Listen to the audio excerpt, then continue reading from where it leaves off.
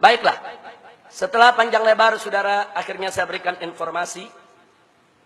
Kemarin tanggal 25 Agustus tahun 2016 digelar Muktamar Aswaja di Cesnya.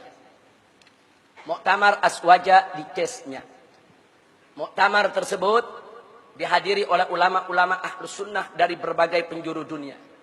Dihadiri oleh Mufti Mesir, dihadiri oleh Syekh Al-Azhar, dihadiri oleh Al-Habib Umar bin Hafiz, saudara dari Yaman, dihadiri oleh Habib Ali Al-Jufri, saudara dihadiri oleh dosen-dosen akademi dan lain sebagainya. 1000 ulama lebih dari seluruh dunia hadir dari kalangan Ahlus Sunnah wal Jamaah.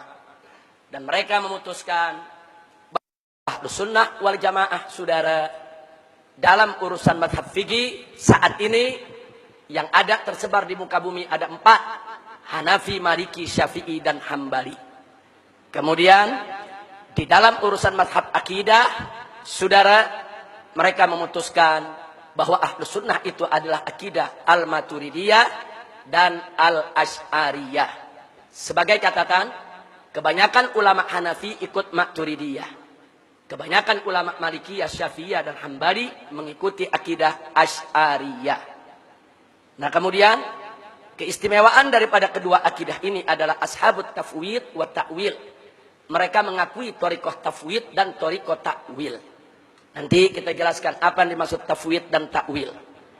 Jadi ini yang diumumkan oleh mereka, saudara. Lalu apa yang terjadi? Saudi ngamuk besar. Karena Wahabi Saudi nggak dimasukkan ke Ahlus Sunnah. Hari ini kalau Anda buka berita di Saudi, saudara, baik di surat kabar, di TV dan lain sebagainya, mereka mengecam habis muktamar ini. Mereka katakan ini muktamar buatan Iran, ini muktamar buatan Rusia, ini muktamar buatan Yahudi, ini muktamar memecah belah umat dan seterusnya. Nah, saya ditanya, Habib gimana itu? Kok Wahabi Saudi nggak dimasukin? Ya saya jawab, ya udah tepat itu putusan. Lalu bagaimana kalau Wahabi Saudi mau dimasukkan? Bisa. Tadi kan sudah kita sebutkan syaratnya, saudara.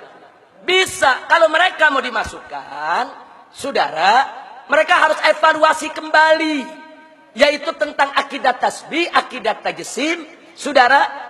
Dan juga tentang trilogi tauhid yang selama ini mereka jadikan pegangan. Itu yang menjadi persoalan yang dinilai oleh Aswaja, saudara. Saudara, kalau soal tabarruk, soal tawassul, soal maulid, soal Isra Mi'raj, itu masalah furu'. Mereka ditolak sebagai Aswaja bukan karena itu, bukan, saudara. Bukan, mereka ditolak karena trilogi tauhidnya yang bertentangan dengan Aswaja. Memilah-milah orang kafir disebut ahli tauhid. Itu yang pertama. Yang kedua, karena akidah mereka ini beraroma tasbih dan tajsim. Nanti kita buktikan, saudara. Walaupun mereka menolak, mereka menyerupakan Allah dengan makhluk, mereka menjasmanikan Allah dalam rupa dan bentuk, saudara, sehingga mereka ditolak, dikategorikan sebagai Ahlus Sunnah wal Jamaah. Jadi kalau Saudi nggak mau dikategorikan di luar Ahlus Sunnah wal Jamaah, jangan menyerupakan Allah dengan makhluk, jangan menjasmanikan Allah dalam rupa dan bentuk, jangan memilah-milah trilogi tauhid, jangan orang kafir disebut ahli tauhid. Dan ada yang tidak kalah pentingnya, jangan seenaknya mengkafir-kafirkan orang di luar Wahabi. Nah selama ini kan mereka yang keluarkan, Asy'ari dikeluarin dari Aswaja, saudara. Maturidi dikeluarkan dari Aswaja. Begitu kita keluarin dia dari Aswaja, ngamuk, saudara. Masya Allah, kira-kira jelas tidak? Ya. Kalau tolong bertanyakan bahawa pembangkang ada memainkan isu bahawa solat Jumaat semalam tidak sah lah. Disebabkan tidak diluluskan oleh Jawi macam itu. Mungkin boleh terangkan daripada sudut pandang yang lain. اوكي.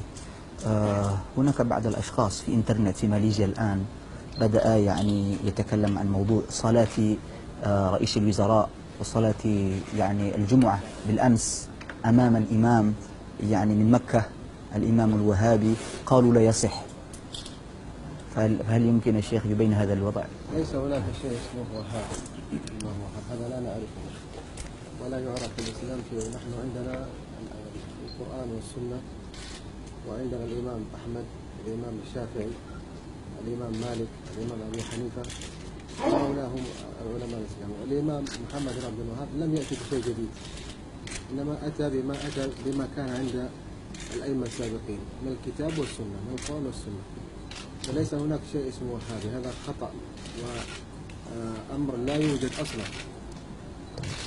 ولذلك صلاة رئيس الوزراء ورأي أنا هو من السنة وأنا من أهل السنة وكلنا سواء الحمد لله. Alhamdulillah. بطريق واحد. Tariqan wahid.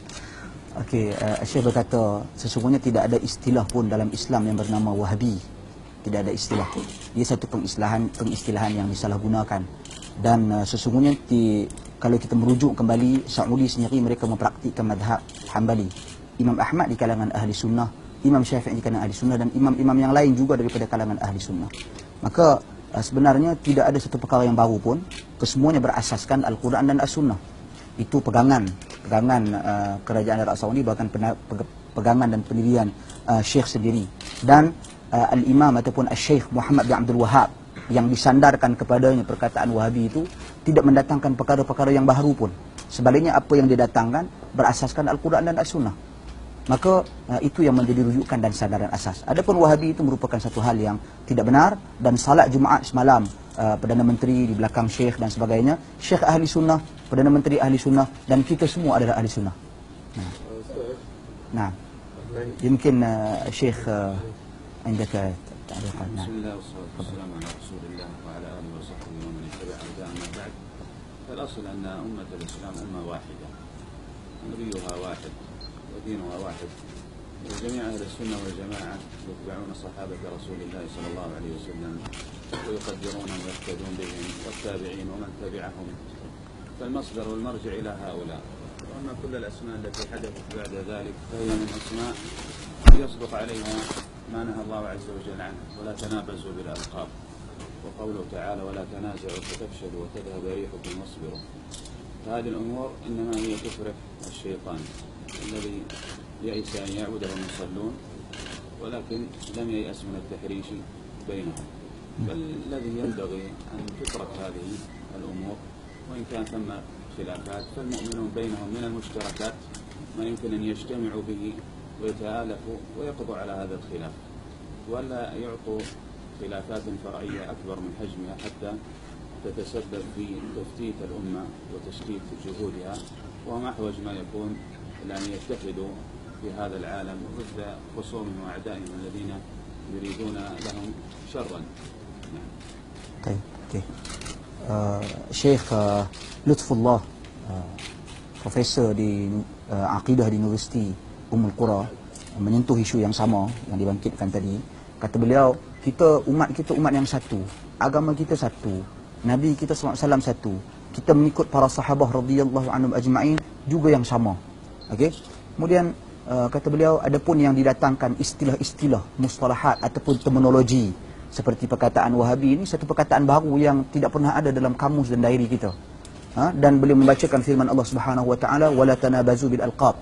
Jangan kita menggelar orang dengan gelaran yang tidak baik. Dan juga beliau membacakan firman Allah, wala tanaza'u fatafshalu wa tadhhabu hukum. Jangan sama sekali kamu bercanggahan sesama kamu, ia akan menyebabkan kamu gagal dan hilang kekuatan kamu. Kemudian Syekh juga menyatakan bahawasanya ia merupakan kegembiraan bagi syaitan, yang mana syaitan ini sangat suka melihat perpecahan kaum muslimin. Saya membaca hadis Nabi SAW, inna syaitan qad ya'isa an yu'bada fi jaziratil Arab walakin tahrish bainahum. Syaitan ini dia dah bosan untuk menjadikan masyarakat Arab menyembahnya. Apa yang dia wujudkan sebagai ganti kepada perkara tersebut menjadikan masyarakat Arab itu berpecah belah. Begitu juga yang berlaku dalam konteks negara kita. Syaitan inginkan perpecahan berlaku di kalangan kaum muslimin. Sesungguhnya tak dinafikan, kata Syekh, berlaku kekhilafan. Ada benda-benda yang kita khilaf dalam masalah-masalah furu'. Tetapi di sana ada banyak perkara yang kita boleh sepakati. Khususnya dalam berhadapan dengan golongan-golongan yang jelas mereka ini musuh-musuh Islam. Maka sepatutnya kita fokus kepada perkara-perkara yang kita sepakati. Adapun perkara-perkara yang kita khilaf, kita berlapang dada dan saling hormat menghormati antara satu dengan yang lain.